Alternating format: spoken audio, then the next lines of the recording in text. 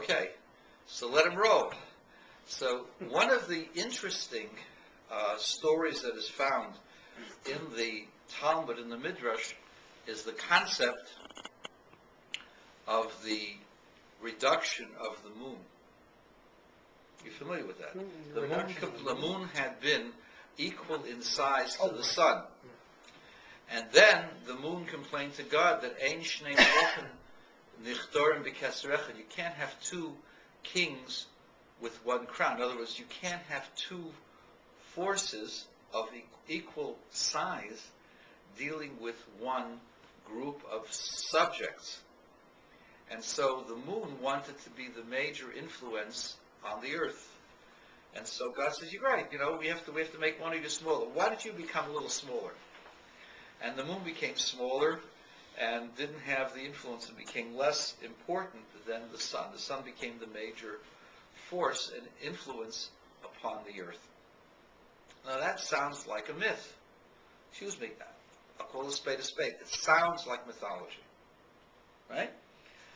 I just watched, don't tell anybody, but I did watch a science program. I was at somebody's house and he had the television on, and I flipped the channel to the science channel.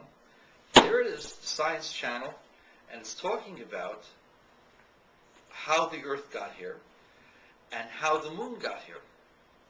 And they said that the moon was far larger in size and that the moon had been extremely hot.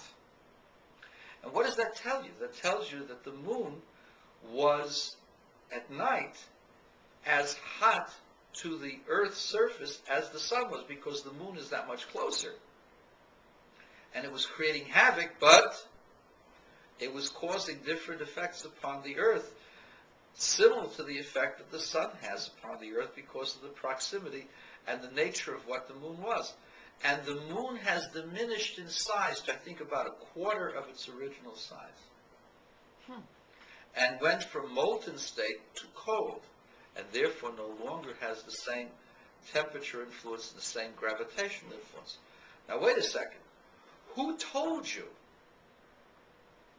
that the moon was at one time similar in influence to the sun, and that later it became diminished? Who was the one that told you that before these scientists created these computer programs to figure this out? The rabbis in the Talmud. Wait a second.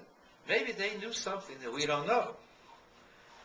Maybe there is something to the traditions as they are articulated through the scriptures.